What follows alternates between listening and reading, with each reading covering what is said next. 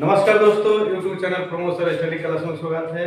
आज मैं फिर से केमिस्ट्री का कुछ चैप्टर लेकर के आया हूँ, जिसका बेसिक जो है हमारे राकेश सर के माध्यम से हम लोग जानेंगे सुनेंगे और राकेश सर आपको बहुत अच्छा से आवर्त करने के बारे में बताएंगे। आइए। गुड मॉर्निंग दोस्त, स्वागत है प्रमोशन स्टडी सेंटर में। चलिए देखें हम लोग आवर्त सारणी से क्वेश्चन ऑब्जेक्टिव बहुत से सारे परीक्षाओं में बनता है। कंपटीशन लेवल से लेके हमारे जो भी एग्जाम होता है मैट्रिक लेवल पर भी बनता है। सबसे पहले हम लोग जानेंगे कि आवर्त सारणी आखिर है क्या, इसको खोज किसने किया। आवर्त सारणी का मेंडल का नाम हम लोग सुने हैं, वही इनका खोज किए थे आवर्त सारणी में। अभी तक हमारे जितने भी तत्व हैं, धातु अधातु, ये सब के बारे में आप जानते होंगे। ये सबको एक संग्रह में इकट्ठा करना ही आवर्त सारणी होता है। आवर्त सारणी में एक होता है आवर्त और एक होता है वर्ग। एक उदर्ग रेखा बोला जाता है, वो क्षैतिज रेखा बोला जाता है। तो इसमें आवर्त की जो संख्या होती है 7 और वर्गों की जो संख्या होती है 18। तो ये इसका इंपॉर्टेंट क्वेश्चन है। इसमें एक ब्लॉक बनाया गया है। पहला आपका एस ब्लॉक, उसके बाद बनाया गया है आपका पी ब्लॉक, उसके बाद बनाया गया है डी ब्लॉक, उसके बाद बनाया गया है एफ ब्लॉक। इस सारे ब्लॉक को बनाकर और उसमें रखा गया है सारे धातु और धातु। उसका भी उन्होंने एक नाम दे दिए, उसका नाम दे दिए एक संक्रमण धातु।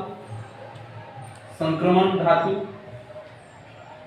तो जो भी संक्रमण धातु हैं वो आपको रखे गए हैं एस ब्लॉक में, जो कि एस ब्लॉक में पहला जो कतार बनता है, आवर्त बनता है, उसमें 7 होता है। तो इस सब में जो भी रखा गया है उसको हम लोग कहेंगे संक्रमण धातु। सबसे लास्ट जो होता है हम लोग का डी ब्लॉक में, तो डी ब्लॉक में आपका जीरो जो होता है उसमें हाइड्रोजन होता है। जीरो जो होता है उसको अक्रिय गैस बोलते हैं, अक्रिय गैस, या उसको एक और नाम से भी जाना जाता है, निष्क्रिय गैस भी उसको कहा जाता है। तो ये ब्लॉक में रखा गया है डी ब्लॉक में सबसे, और उसमें जो लास्ट जो होता है उसका 18 ब्लॉक जो बनाए गए हैं 18, उसको शून्य से भी निरूपित करते हैं जो मेंडल ने दिए थे। तो उसमें जितने भी आते हैं वो अक्रिय गैस होते हैं। जैसे में उसका आपका नाम ले लेते हैं, जैसे में नियॉन हो गया, और उसमें आपका हो गया जेनॉन हो गया। ये सारे तत्व जो होता है वो निष्क्रिय गैस में होता है। और संक्रमण धातु में जैसे आप हीलियम हो गया, लिथियम हो गया, बेरिलियम हो गया, ये सब आपका संक्रमण धातु में आता है।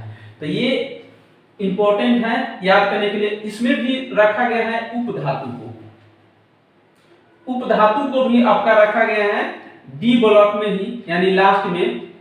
फिर संक्रमण धातु, उपधातु और निष्क्रिय गैस को लास्ट में रखा गया है।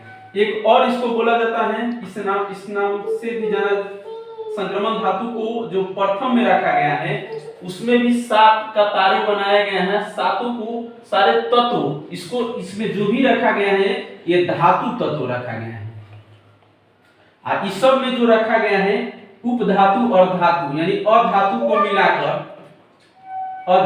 मिलाकर और कुछ धातु भी इसमें रहता है, जिसमें हम लोग इसे सोडियम जानते हैं। सोडियम में क्या होता है, उसको उपधातु में जानते हैं, जिसकी चमक होती है। ऐसे तो हम लोग कहेंगे कि वो धातु की रूप के होता है, लेकिन वो उपधातु में आता है। सोडियम तो धातु होता है, लेकिन उपधातु जैसे आयोडीन हो गया, आयोडीन में चमक होती है, लेकिन ये होता क्या है अधातु, और इसको रखा गया है उपधातु में। तो ये आपका एक होता है 17वां जो ब्लॉक होता है, उसमें जो बनाया गया है कतारें, उसमें हाइड्रोजन को रखा गया है। बेसिक चीज यही है जानने के लिए। तो इसमें ऑब्जेक्टिव बनाता है कि कौन से तत्व हैं जो 17वें ब्लॉक में रखा जाता है, उस तत्व का नाम आपको बता देना है हाइड्रोजन। चलिए, तो यही है अक्रिय गैस को। संक्रमण धातु जो होता है आपका पहले वाले में, यानी एस ब्लॉक के प्रथम स्तंभ में। तो यही चीज जो है बेसिक है, यही पूछता है ऑब्जेक्टिव बनाकर आपका। बस इतना ही पर हम क्लियर करेंगे। धन्यवाद।